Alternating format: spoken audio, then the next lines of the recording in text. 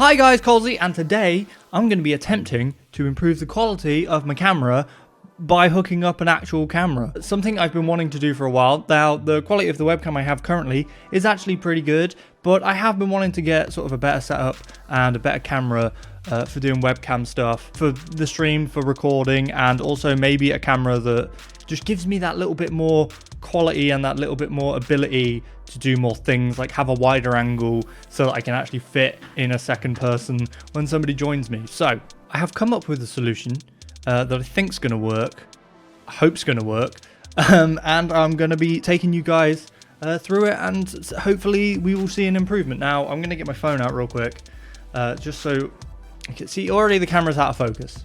I'm going to grab my phone out real quick so I can quickly show you guys the setup I have currently. Let's just get rid of all that. Close that. Right, okay, so that is the setup I have currently. I've got two monitors, and on this monitor I have my webcam, and that is what I use as a webcam. Because it's a webcam, so that's what I use.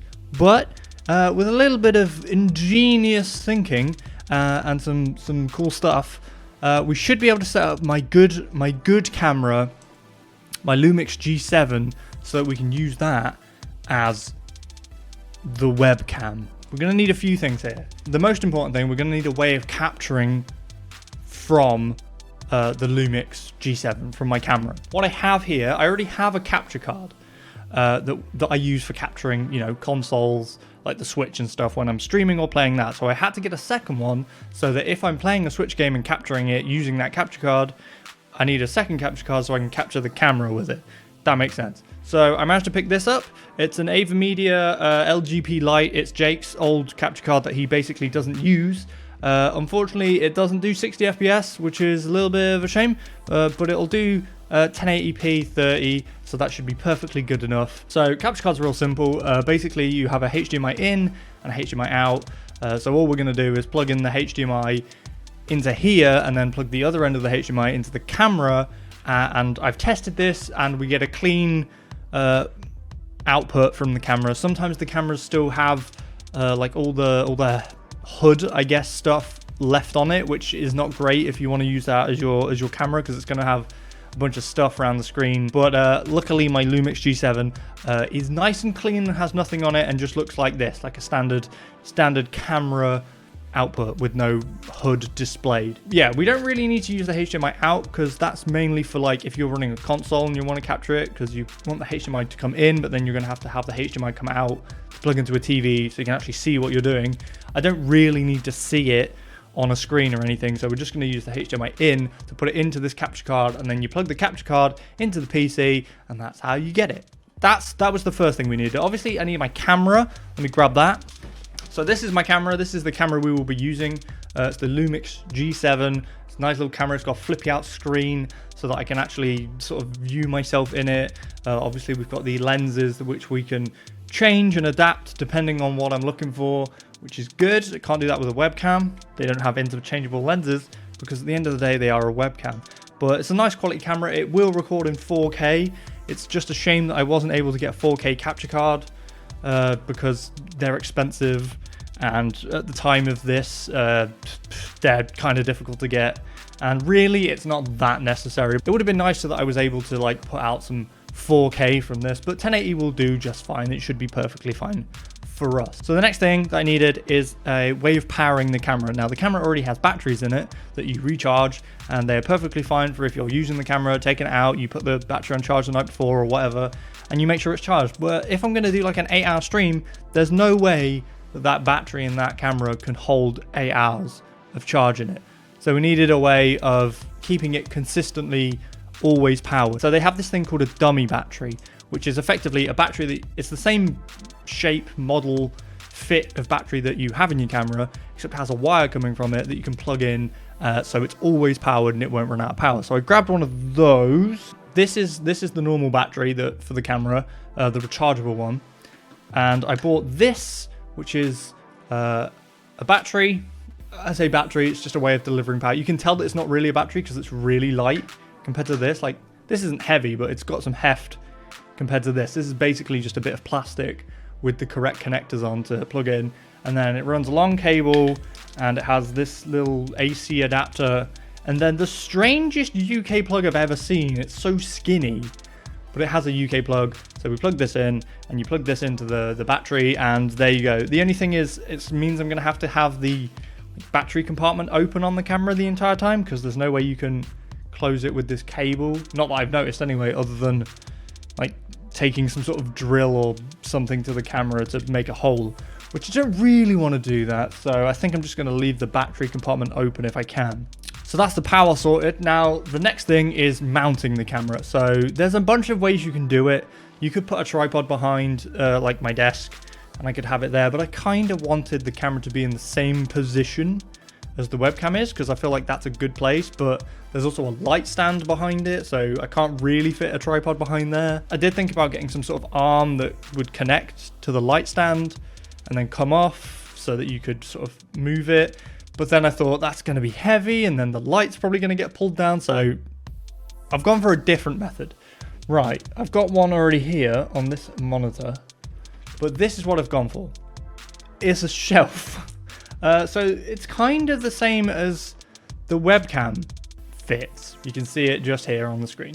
It basically clips onto the back of the monitor. So my theory is that this is just a big version of that, and I can clip this onto the back of the monitor, get it tightened, and then I can just mount. It wasn't tightened. I can mount the camera, just stick it on here, and there we go. It's basically the same style as the webcam. It's going to be on top of the monitor, but it's going to have a camera, so that means that it can be a lot better quality. Now I'm hoping that this will happily hold the weight. It is plastic. I kind of thought it was going to be metal when I ordered it. It came in a pack of 2, but I did sort of think that they were going to be metal, and it's got some sort of sticky pads under here, which I think they're supposed to stick to the top of your monitor to make it better so that it doesn't fall, and it's got some rubber feet here, so it is okay, but it is plastic, so it's a little bit concerning. And obviously the only way that I'm going to be able to mount the camera onto this, I can't just like slap the camera. I can't just do that. That's just not going to work, because then the battery compartment bit's not going to be open, so I'm not going to be able to have my battery thing in. So I'm going to have to put the camera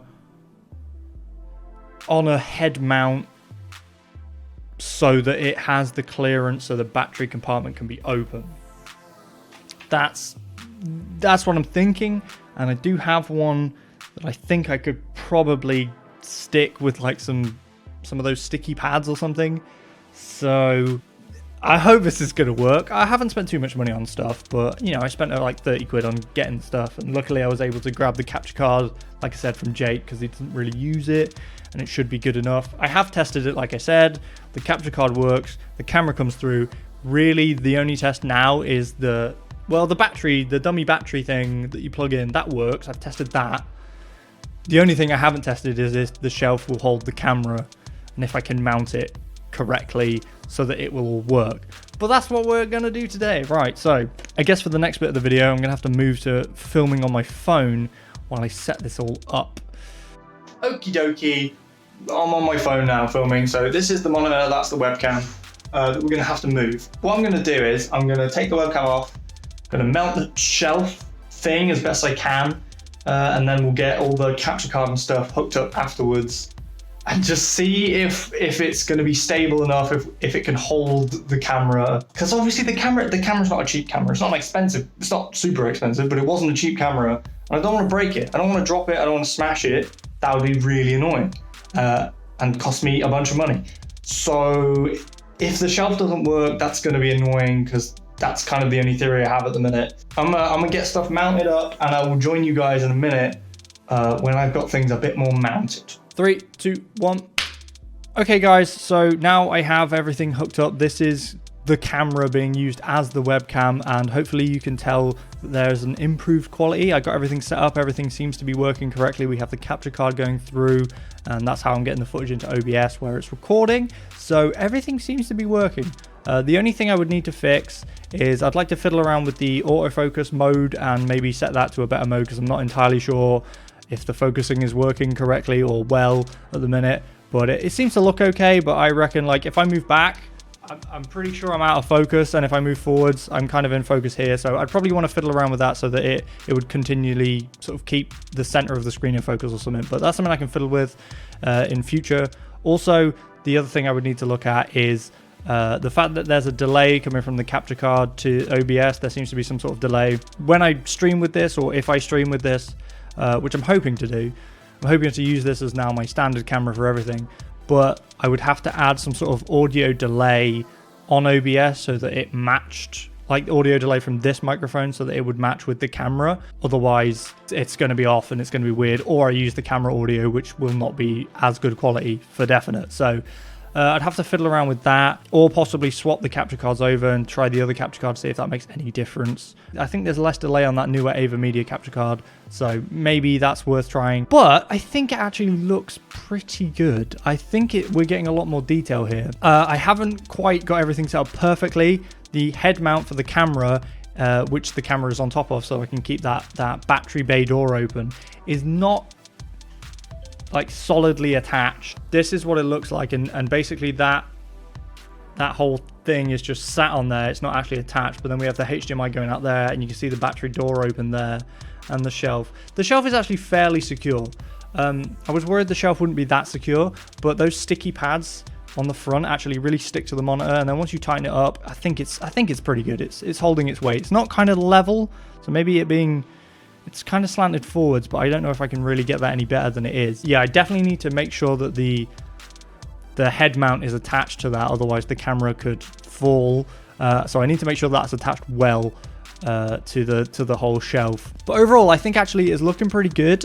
I mean, I'm not going to really know for definite until I like review this in edit and see if there's any sort of weird skips or delays or anything that's really horrible and breaking it. But actually, to me, this looks kind of good. So that was an easy way to improve the camera quality of your stream or your videos, I think. I mean, I looked at getting the Elgato cam link because that is sort of what you think if you think I need to capture my camera to use as a webcam. The cam link is designed for that purpose.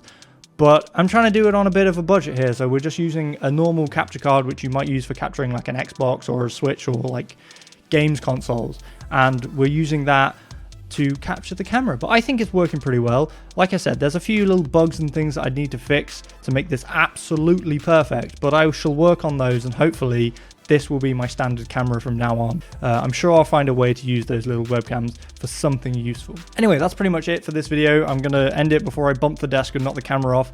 I hope you enjoyed it. If there's anything that you have questions on, then please do ask me in the comments. I would appreciate it. I can try and help you out in setting up a similar system to this for yourself. That's pretty much it for today. Hope you enjoyed it. Please remember to like, comment, and subscribe if you did enjoy this video, and I shall see you guys next time.